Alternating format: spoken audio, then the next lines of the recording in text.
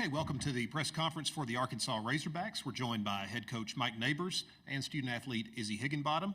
We'll begin with an opening statement from Coach, followed by questions for Izzy, and then we'll take questions for Coach. Boy, about the worst draw we could have gotten. A red-hot Georgia team that's just been getting better and better throughout the year. It's just, it's a staple of a Coach Abe team. They as the year goes along, their defense and their player development just continues to get better and better. So bad draw for us, but I thought we fought. Coming off a really emotional game at A&M the other day, we ran out of gas in the fourth quarter. That is 100% my fault, not our players.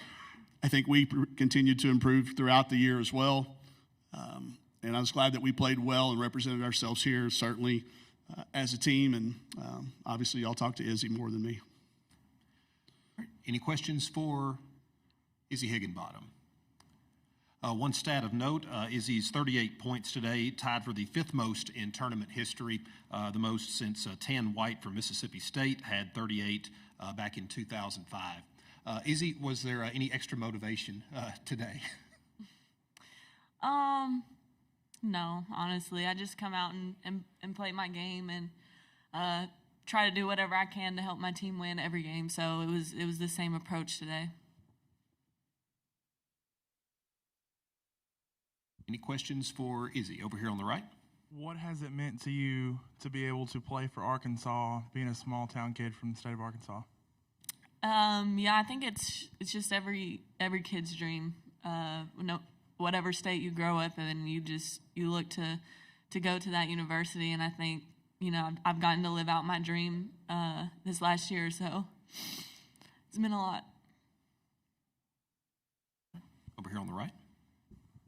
Izzy, they tried several different players playing you. Obviously, none of them could stop you. Did any one of the Georgia players play you any differently other than tight? Yeah, just really tight. They started, I think, base guarding me. They're more in the second half, but yeah, they did the best they could. Any other questions for Izzy? Over here. What do you think's next?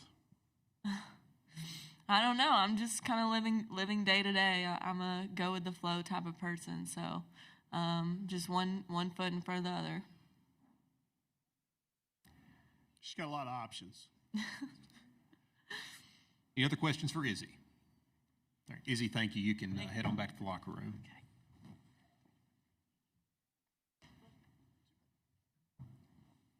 And now we'll take questions for Coach Neighbors.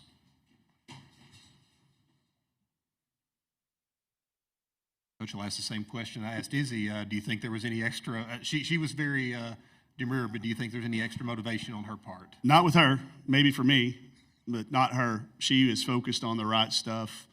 I just need somebody to explain it to me, and I've been asking around the tournament. I haven't gotten a good one yet. I have gotten a number of coaches that have told me they voted for her, so I'm trying to figure that all out.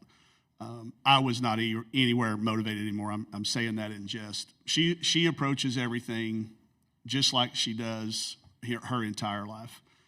And she has got to be a poster kid for what's still right about college athletics. She came to Arkansas for not one penny of money.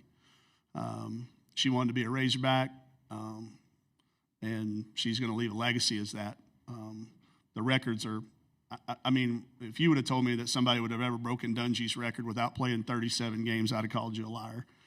If anybody would have told me that you'd break Angel Reese's record for free throws in a season, I'd have called you a liar. So, I shudder to think what our season could have been like if she hadn't have bought in early on. She was the first kid out of the portal that we talked to. The story's been told ad nauseum, but the fact that she just said, I want to be a Razorback. There was no talk about NIL opportunities, no talk about anything other than getting a uniform and a scholarship and a chance to finish her career as a Razorback. So we'll let the wounds heal. It hurts because we had started to play some really good basketball down the stretch.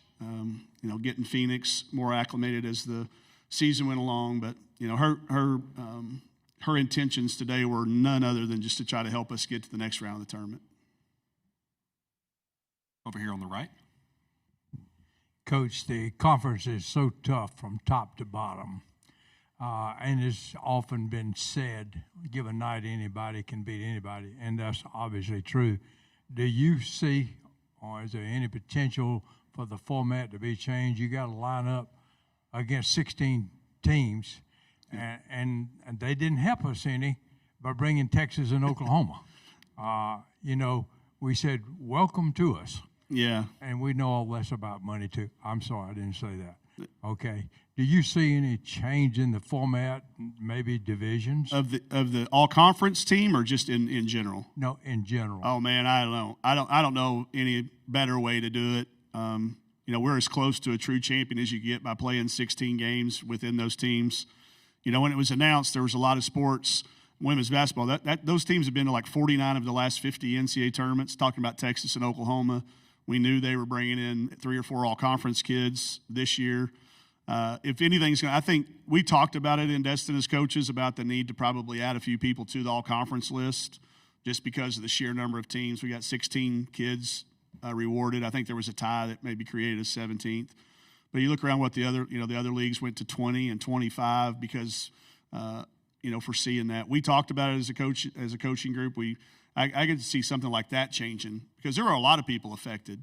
And y'all probably didn't hear my press conference, but I wasn't when I was talking about Izzy being on it, I immediately said I'm not going to talk a lot about it because that means I have to give y'all somebody to take off the list. And there was nobody to take off. There were other good players that didn't make it too. So I hope we get that right because kids' recognition, it goes a long way to where they get in the Halls of Honor and their jerseys retired down the line. So we've got to talk about that part. But as far as the divisions, I don't know. There's a lot of really smart people at the office that'll get that figured out and we'll show up and play. But it is hard in women's basketball. There's no question. And it's not it's just the 16 straight weeks or 16 straight games, 8 weeks that everybody is prepared. Everybody's trying to win in women's basketball. So it's just I joke with Coach Van Horn all the time about our baseball because they've got the Tuesday and Wednesday games where they'll play somebody that's not in the league. And you get a hitter that maybe had a tough weekend but goes 3 for 5 on Tuesday, and they kind of get their juice back, and have a good weekend. That just doesn't happen in basketball. It's one after the other, and it really does accumulate, and it's really hard. But, like everybody's shirts are saying, nothing easy. There's not anything easy in this league. I don't think any of us want that changed because we all want to know that if you can compete within this league, then you can go win the whole tournament. If you can survive 16 games and the tournament and get into the NCAA tournament, then you can beat anybody that we've played. So I hope we don't make major changes that affects the competitiveness of it. We all sign up for this league, and we all come to this league knowing that every single day is going to be hard. And we all accept that challenge. And we've got a lot of them, and we'll get to work. We'll give them, the week off like we always do, and then we'll get back to work getting ready for next year. Any other questions for Coach? Over here in the back. Hey, Coach, since you mentioned that press conference that you gave the other day, and you mentioned you were talking to Hunter just about kind of building for next year already, it's a big question, but how has everything that's kind of changing in college sports, NIL, transfer portal, all of that, how does that change those conversations that you have with your AD about building the program year over year? Is it harder? Or are you saying I have to go out and take advantage of this? We have so much opportunity now. Well, the investment's going to be tremendous. He's made it very clear that we're going to be invested in and we're going to be able to be real aggressive in the portal. We built our roster that way. It's one reason we went foreign. We went to the foreign route to build the roster for this year, and we can be uber aggressive. And he's kept me updated. He got me through COVID. I learned from that to trust his words, and he gave us as much information as he possibly could. We've been on the forefront of the information. Now, we've got 7 plans because not even he knows what the judge is going to do, but we've got like 7 plans, and he's provided us with every tool. We've got some people that are advising us on things that I've never prepared for, like how to disperse your salary and how to use it to build your team, and some people that have done it in the past, and we've just got access to all those people.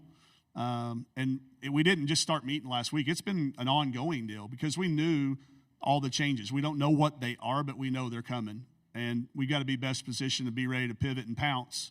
And I'm sure we'll take a little bit out of each one of those piles, and put it into a blueprint and go to work on it just as soon as we know which direction to go hunt in. So Did that answer your question? It did? Okay. All right, thank you, Coach. Thank y'all.